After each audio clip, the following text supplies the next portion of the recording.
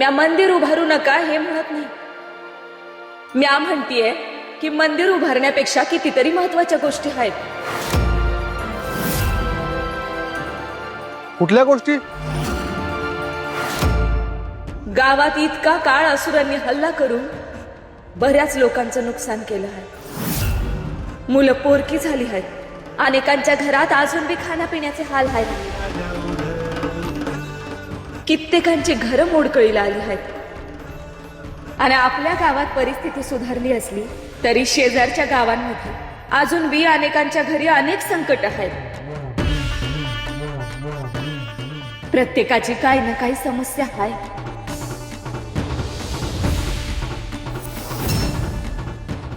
तुम्ही जे काही गोळा केलं आहे ते मंदिर उभारण्याच्या ऐवजी ह्या सगळ्या गोष्टींवर खर्च करावंसं नाही वाटत तुम्हाला?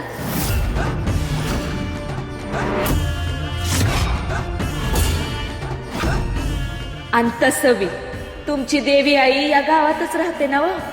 गावात सोडा, तुमच्या समद्यांच्या मनामध्ये बी राहते ना. मग आता गरजूंना मदत करण्याऐवजी तिचं मंदिर उभारलेलं तिला आवडेल का?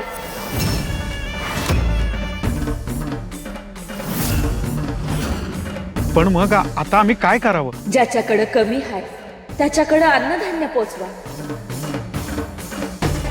एकमेकांच्या मदतीनंच आपण या सगळ्या समस्या सोडवू शकतो.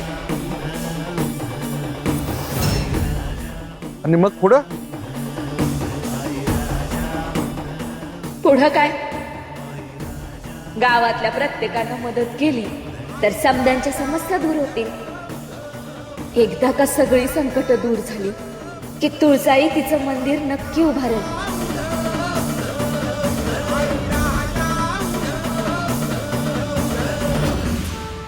खरंच? होय. देवी आईचं लक्ष समद्या गावाकडे आहे हे माहित आहे ना व तुम्हाला? माहित आहे. देवी आईवर विश्वास आहे आमचा. मग ती बी योग्य वेळी तुमच्या मनातल्या इच्छा पूर्ण करणार हे नक्की.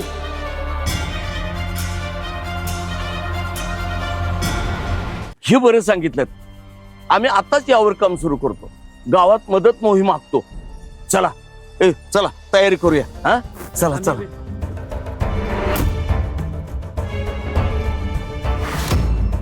तुळजाई, किती प्रेमाने आणि विश्वासानं समजावलंस का त्यांना. एका मोठ्या प्रश्नावर अगदी सहज मार्ग काढलास. तुझी वाणी किती गोड आहे. तुझं वाक्चातुर्य अद्भुत आहे. तुझ्या या निर्णयाने मी खरंच अचंबित झाली. आश्चर्य वाटलं मला. तुझे विचार जगाला दिशा देणारे.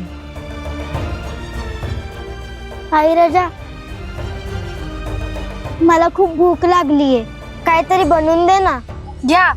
मगापासून नुसती भूक लागली सुरू आहे. दे ना काहीतरी खायला. बरं, करूयात की तुझ्यासाठी काहीतरी चांगलं. मावशी, काय झालं? काय दाखवणार आहेस तू मला? अरे लेकरा, धीर धर की जरा. दाखवते. ये बस तू. ये.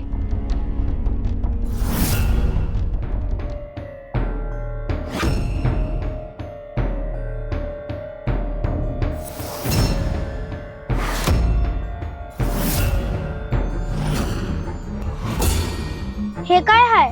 हे काय हाय ते महत्वाचं नाही. यात काय हाय ना ते जास्त महत्वाचं आहे.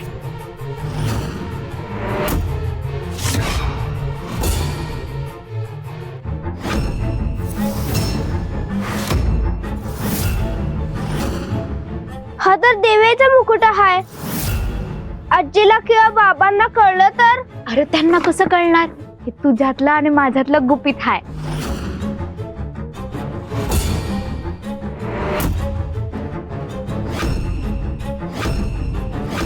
आता हे काय आहे? ही देवीची जादूची राख आहे. तुझ्या अंगावर जेव्हा तुझ्या बाबांनी गरम गरम पाणी फेकलं होतं ना, तेव्हा मी ही राख हवेत बिरकावली होती. आणि मग त्याच्यामुळं त्या पाण्याची फुलं झाली. आणि तुझ्या बाबांचा हात तो सुद्धा ह्याच्याचमुळे बरा झाला हाय. अरे म्या देवीची भक्त हाय. देवीची लई कृपा आहे बघ माझ्यावर. समद्या लोकांचं दुःख दूर करायला तिनंच मला इथं पाठवलं आहे बघ. म्हणूनच मी इथं आले तुझ्या घरी. खरं का मावशी? अरे तुझी आई नाही ना तुझ्या जवळ, म्हणून देवीनच मला इथं पाठवलं तुझ्या आईच्या जागी. आता मला सांग, म्या गावात आल्यापासून गावातल्या समद्या गोष्टी कशा हळूहळू बदलल्या तू बी बघतोयस ना? होय, हे बरोबर आहे. गावातल्या समद्या लोकांना कुठली बी गरज लागली, कुठलं बी संकट आलं तरी बी मला येऊन सांगायचं. सांगशील ना? होय, सांगेन. गावात कुणाला बी देवी आईचा आशीर्वाद पाहिजे असेल तर माझ्याकडे यायचं. जे काही काम असेल ते मोकळेपणानं सांगायचं. देवी आईच्या आशीर्वादानं मी समद्यांचं भलं करेन. ठीक आहे? होय, चालेल, मी सांगत जाईन. हा, आता कसा माझा भाचा शोभतोय. झाले करा, आता तू बाहेर जाऊन खेळ. असं उदास घरात बसून राहिलं चांगलं वाटत नाही ना. आता तुझा नाही, माझा खेळ सुरू होणार आहे. त्या तुळजाचं ह्या गावातून नाव पुसून टाकण्याचा खेळ.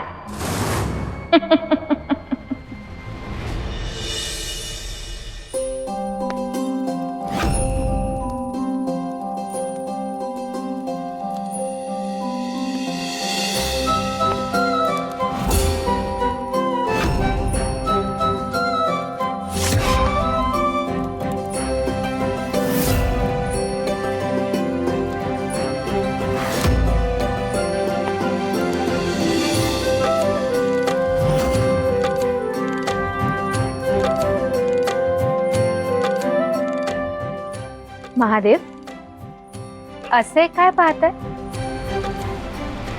आमच्या समोरील दिव्य दृश्य पाहतोय आम्ही पद्मा. ह्या दोघी साक्षात देवी आहेत की कोणी गावातल्या सर्वसाधारण स्त्रिया, हेच कळत नाही. म्हणजे बघ ना, असुरांची लीलया लढणाऱ्या आदिशक्तीचं स्वरूप असलेल्या या दोघी महापराक्रमी महातेजस्वी देवी आहेत. अर्थातच. आणि तरी देखील इथे बसून इतक्या साधेपणाने आणि आनंदाने स्वयंपाक करत आहेत.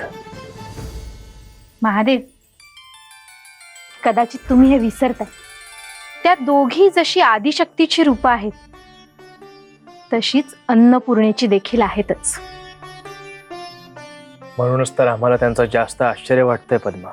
विश्वाची निर्मिती करण्याचं सामर्थ्य असलं तरी अजूनही त्यांचं मन चुलीच्या उभेशी रमतं.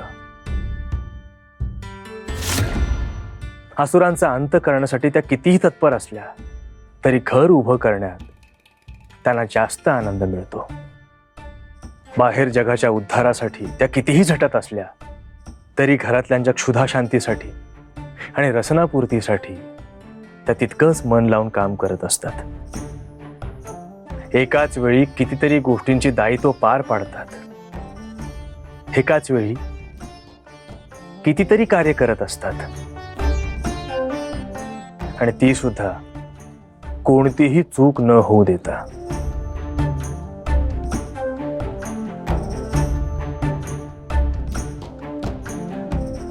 आव, नुसतं उभं राहून काय पाहताय?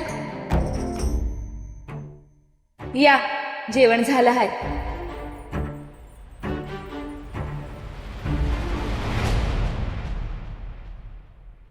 सोमा, ए सोमा, चल खेळायला जाऊ. काय रे बाळा, काय झालं? काकी, सोमा कुठे आहे? खेळायला पाठवा ना त्याला. अरे आजारी पडलाय तो, ताप आलाय त्याला. कधीपासून? अरे काल रात्रीपासूनच अंथरून धरलंय त्यानं. कुठे आहे तो? हाय घरात, झोपलाय.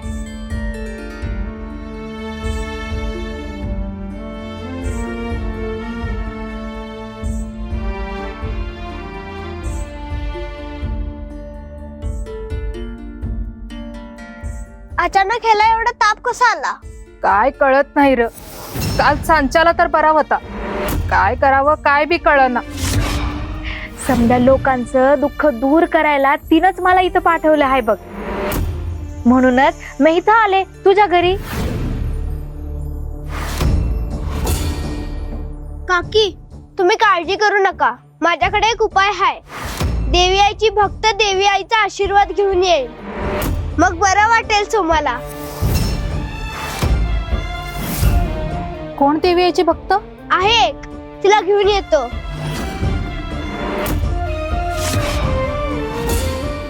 आलोच मी.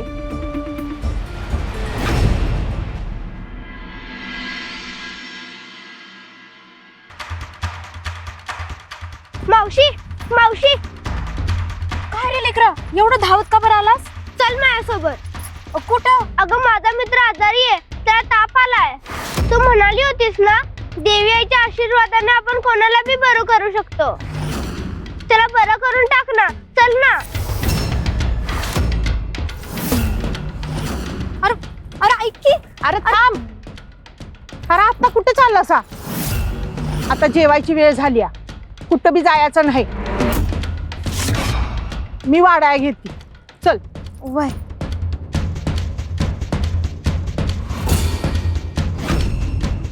अरे बाळा, काळजी करू नकस. आपण रात्री जाऊ ना. आणि हा, देवीच्या आशीर्वादानं तुझा मित्र बरा होईल. नक्की होईल ना?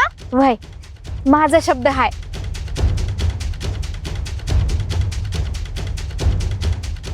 पहिली शिकार जाळ्यात सापडली म्हणायची. तुळजा, आता तुझं कसं होणार ग?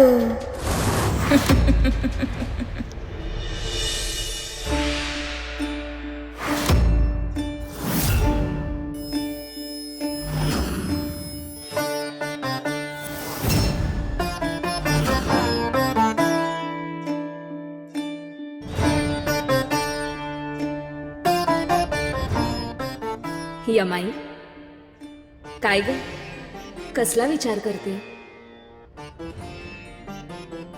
आमची सगळी कामं आवरली, ओवी देखील झोपली. आता आपल्याला निवांत बोलायला वेळ मिळेल. ये. तुला माणसांच्यात माणूस होऊन राहायला खूप आवडतं.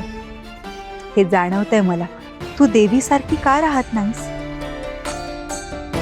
अगं, ते सारे आमचेच भक्त आहेत. त्यांच्या सहवासात राहण्याचा आनंदच वेगळा आहे. एक वेगळीच ऊर्जा मिळते या सहवासात. ते देवाला त्यांची विशिष्ट बाजूच दाखवतात. परंतु जेव्हा आम्ही त्यांच्या सहवासात राहतो, तेव्हा आम्हाला त्यांच्या खऱ्या बाजूचं दर्शन घडतं. तरी देखील आम्हाला या माणसातच राहायला आवडेल. आम्ही नकळत त्यांची परीक्षा घेऊ. देव कुठल्या रूपात येतो हे त्यांना कळायला नको. हा विचार खूपच चांगला आहे. तू आणि तुझे भक्त गावकरी यांच्यात एक अनोखं नातं आहे. मला इथे येऊन या सर्व सामान्य माणसांच्यात माणूस म्हणून राहून खूप छान वाटलं. हा एक वेगळा अनुभव होता. तू माणसांच्या चुकांकडे फार सहानुभूतीने पाहतेस. लगेच त्यांना शासनही करत नाहीस. आधी त्या व्यक्तीला तिच्या चुकांची जाणीव करून देतेस, मग आपोआप तिला पश्चाताप होतो. गावातल्या प्रत्येकाची तू काळजी घेतेस. भक्तांकडून तुझी कोणतीच अपेक्षा नसते. भक्ती न करणाऱ्या लोकांच्याही कल्याणाचाच तू विचार करतेस. हे फारच महान कार्य आहे. भक्तांसाठी सारच करावं लागतं. कधी त्यांची आई व्हावं लागतं, तर कधी त्यांच्या वयाची होऊन त्यांना समजून घ्यावं लागतं. बरं, आम्हाला सांग, आमचा पाहुणचार तुला आवडला? इथलं सगळंच मला आवडलं. त्यात तुझा पाहुणचारही आला. मला सांग, हे अवतार, हा पाहुणचार नक्की कशासाठी होता? तू आणि आदिशक्ती यांनी खास विचार करून मला इथं बोलवलंय हे निश्चित. पण नेमकं कारण काय? आता ते सांगायची वेळ आलीये. महिषासूर उन्मत्त झालाय. भविष्यात त्याच्याशी एक मोठं महायुद्ध घडणार आहे. त्यासाठी आम्हाला 8ही दिशांना सुरक्षित करायचंय. आणि त्यासाठी आम्हाला 8ही देवींच्या मदतीची गरज आहे. त्यातलीच तू पहिली देवी आहे. तू आमची या युद्धात मदत करावी अशी आमची इच्छा आहे. सृष्टीच्या उद्धारासाठी आणि लोकांच्या कल्याणासाठी हे अत्यंत गरजेचे आहे. आम्हाला तुझी साथ हवी आहे यमाई. तुझी साथ हवी आहे.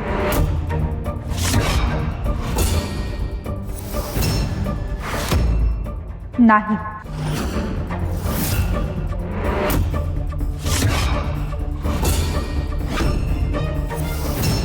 आम्ही तुला साथ देऊ शकत नाही.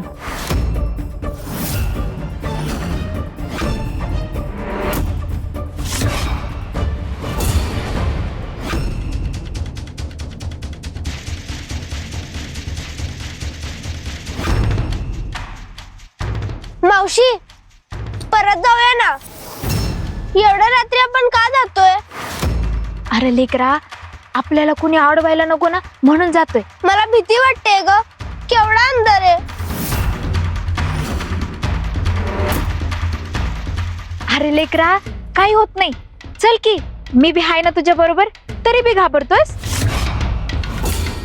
चल. माहित नाही ग, पण कुणाच ठाऊक मनातून भीती वाटते. देवीचा खरा भक्त आहे ना हा. असुराचं काम करताना ह्याच्या मनातला चांगुलपणा याला काहीतरी संकेत देत असत. पण मला ह्याच्या मनातली ही भीती मारून टाकायची आहे. अरे लेकरा, आपण तुझ्या आजीला न सांगता आलो ना म्हणून तुला भीती वाटत असेल. काही काळजी करू नको. आणि आपण तुझ्या मित्राला बरं वाटावं म्हणून धडपड करतोय ना. अगं पण आजीने मला शोधलं आणि मी तिला घरात सापडलो नाही तर.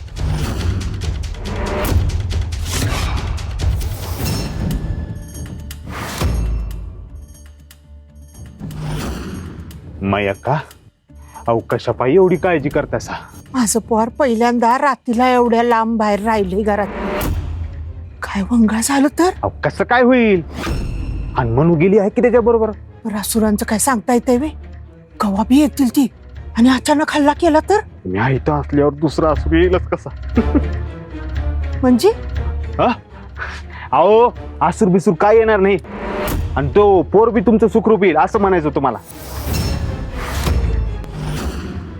आपण तुझ्या मित्रासाठीच चाललोय ना. आणि तू शूरवीर आहेस. तू कोणाला बी घाबरत नाहीस. नाही नको, आपण नको जायला.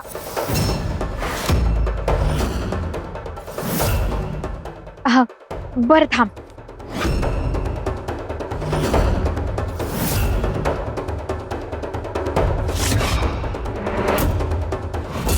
हे तुझ्या छातीशी लावून ठेव, म्हणजे तुला भीती नाही वाटणार. देवी आईवर विश्वास आहे ना तुझा? हो, खूप हाय. मग ती जवळ असल्यावर तुला काय बी होणार नाही आणि तुझी भीती बी जाईल.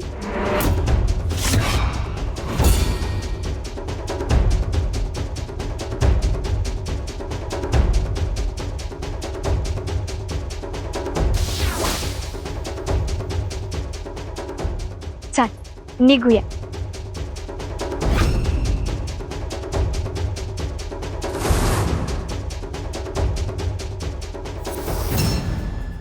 तू आम्हाला युद्धात मदत करण्याबाबत ठाम नकार दिलायस हे खरंय का? आम्ही काही वेगळं ऐकलंय का? आमचा काही गैरसमज झालाय? असं तर झालं नाहीये ना? नाही, तू योग्यच ऐकलंस. मी ह्या युद्धात तुला काहीच मदत करू शकणार नाही. पण का? त्याचं काय कारण आहे? हे युद्ध लोकांच्या कल्याणासाठीच करावं लागणार आहे. त्यात आमचा काही स्वार्थ नाही. अर्थातच याबद्दल माझ्या मनात काही शंका नाही. पण मला असं वाटतं प्रत्येक देवतेला तिचं देवकार्य हे वाटून देण्यात आलेलं आहे. जसं तुला तुझ्या प्रदेशातल्या लोकांना संरक्षण द्यायचं, तसंच मला माझ्या प्रदेशातल्या लोकांचं हित पाहायचं. लोकांचं संरक्षण करण्यासाठीच हे युद्ध करावं लागणार आहे. आता महिषासूर तिन्ही लोकांचा स्वामी झाला, त्यामुळे त्याच्या राज्यात आता एकही प्रदेश सुरक्षित नाहीये. असं असलं तरी प्रत्येक प्रदेशाची लढाई वेगळी, प्रत्येकाची उद्दिष्टे वेगळी. मी खूप प्रयत्न करून माझ्या प्रदेशात शांतता राखली आहे. आता अन्य कोणत्याही युद्धात प्रत्यक्ष अथवा अप्रत्यक्ष सहभाग घेऊन माझ्या प्रदेशातल्या लोकांना कोणत्याही संकटात टाकायचं नाहीये. मला त्यांच्या हिताला बाधा येईल असं काहीच करायचं नाही. यमाई, महिषासूर खूप शक्तिशाली झाला. त्याच्या विरुद्ध ही लढाई लढणं सोपं नाही. त्यासाठीच आम्हाला तुझी मदत हवी.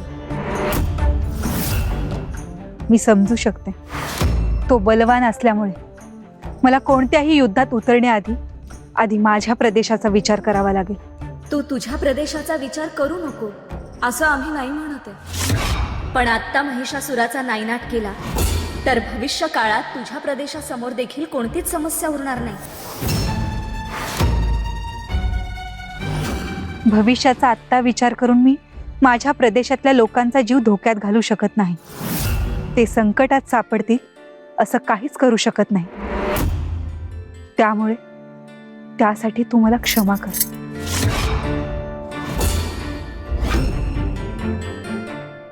तुला युद्धासाठी माझ्या मनापासून शुभेच्छा आहेत. मात्र त्यासाठी मी तुला मदत करू शकत नाही हेही निश्चित आहे.